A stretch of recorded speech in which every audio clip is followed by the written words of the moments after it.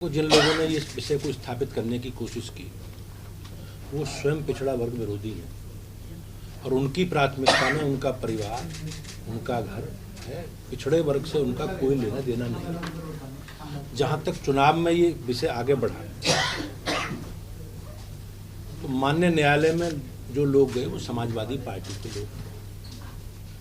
Bharatiya Janata party ने माननीय न्यायालय के आदेश आने के बाद हम लोगों ने बिल्कुल स्थापित व्यवस्था के तहत संविधान में जो प्रदत्त आरक्षण है उस आरक्षण की व्यवस्था के साथ ही चुनाव में जाएंगे। ये संकल्प भाजपा का, पार्टी का और हमारे सरकार का था और हमने उसे लेकर आगे बढ़े।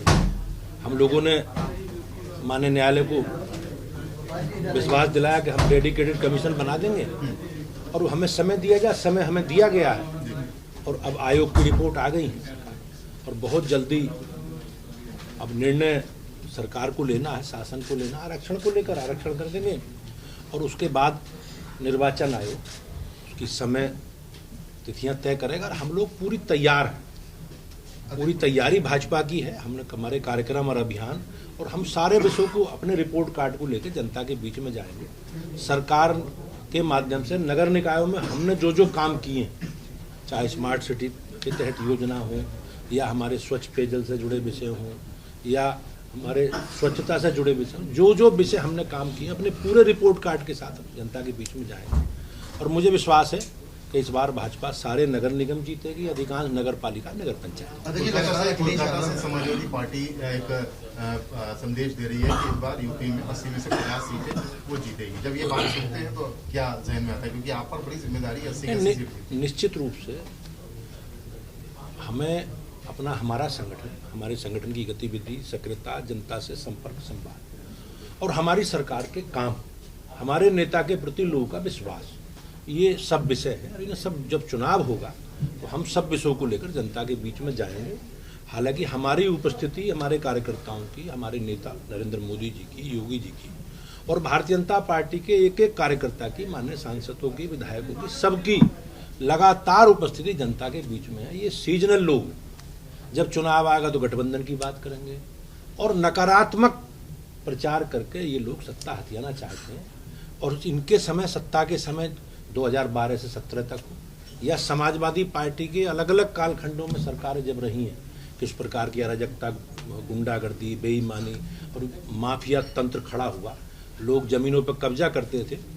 सरकार संकल्पित है। हम लोगों ने बेहतर कानून का राज हमारी सरकार ने योगी जी के नेतृत्व में। लगातार समाजवादी पार्टी में अखिलेश यादव पिछड़े वर्ग की भारतीय जनता पार्टी, हमारे नेता का जो संकल्प है, सबका साथ, सबका विकास और सबका विश्वास, इस सिद्ध फार्मूले के साथ हम आगे बढ़े हैं। और भारतीय जनता पार्टी का संगठन सर्वव्यापी, सर्वस्पर्शी है और समाज में सब वर्गों को हम साथ लेकर चल रहे हैं। जनता ने हमें आशीर्वाद और स्नेह दिया है और हम उत्तर प्रदेश के, देश की बेहतरी के लिए हमारी सरकारें काम कर रही हैं। 2024 के लिए चुनौती देख रहे हैं किसी भी तरीके, किसी भी दल से?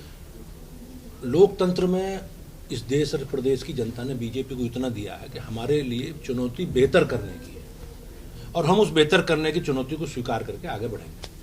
राहुल गांधी जी का एक स्टेटमेंट जिसपे काफी ज्यादा विरोध भी हो रहा है, जो भारत जोड़ो यात्रा के दौरान उन्होंने बताया कि कई महिलाएं उनके पास आई जिन्होंने बताया कि वो रेप की शिकार रही है। उस स्टेटमेंट के बारे में क्या? राहुल को कोई ज्यादा संज्ञान लेता नहीं और राहुल इस तरह की बातें करते हैं कि उन्हें कोई नोटिस नहीं लेता और कांग्रेस की भूमिका उत्तर प्रदेश की राजनीति में प्राय समाप्त है। बराबर इस तरह के बयान देते हैं।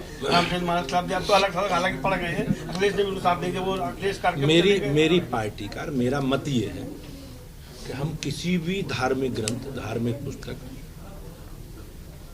पर इस प्रकार की अमर्यादित टिप्पणी करने के विरोध में हैं। हम सबका सम्मान करते हैं, सबको अपनी बात कहने का अधिकार है। स्वामी प्रसाद जी वाला विषय जहाँ तक है वो हमारे साथ भी सरकार में रहे, उस समय कोई इस तरह का विषय उनके संज्ञान में नहीं आया। अब जनता ने उन्हें नकार दिया तो हो सके इस तरह की राजनीति का प्रारंभ करने की कोशिश कर रहे हैं।